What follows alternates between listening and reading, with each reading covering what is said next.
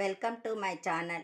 ఈరోజు నేను శ్రావణ మాసంలో రెండో శనివారం రోజు మేము వెంకటేశ్వర్లకు జ్యోతిని వెలిగిస్తామన్నట్టు.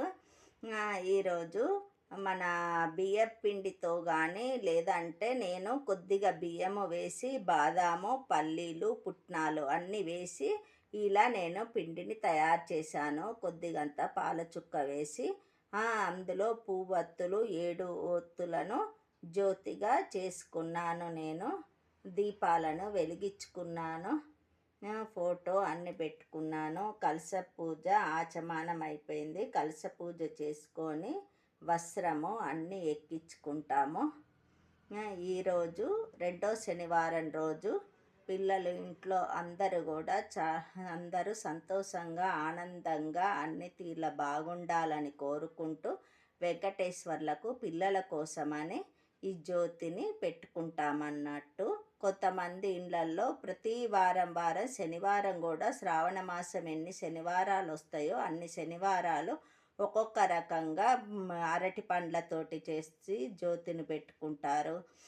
బియ్యం పిండి తర్వాత మన వేరే ఇలానే నేను చేసినట్టు అన్ని రకాలుగా ఒక్కొక్క శనివారము ఒక్కొక్క రకంగా చేసుకొని జ్యోతిని వెలిగించుకుంటారు. అది కూడా ఇంటి దేవుడు వెంకటేశ్వర్ల స్వామి అయితేనే జ్యోతిని పెట్టుకుంటారు. మా ఇంటి దేవుడు వెంకటేశ్వర్లు కాబట్టి మేము ఒక శనివారమే పెట్టుకుంటాము.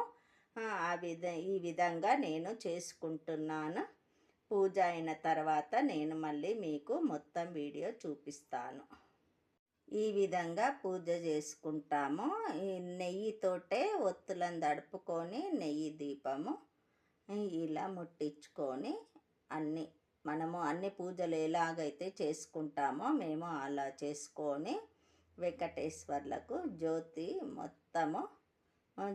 కొండెక్కిన తర్వాత ముత్తైదులను పిలిచి 5గురో 2కో 1కనో అట్లా పిలుచుకొని ఈ జ్యోతి ప్రసాదము అని పెడతాము. ఇంటి వాళ్ళమందరము తీసుకుంటాము.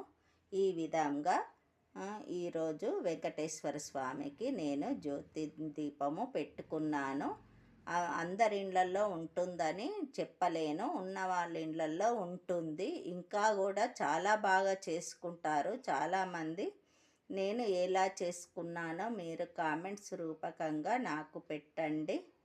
సబ్స్క్రైబ్ చేయండి. సబ్స్క్రైబ్ చేయని వాళ్ళు చాలామంది ఉన్నారు. ప్లీజ్ సబ్స్క్రైబ్ మీ, షేర్ చేయండి, కామెంట్స్ పెట్టండి, లైక్ కొట్టండి. ధన్యవాదం.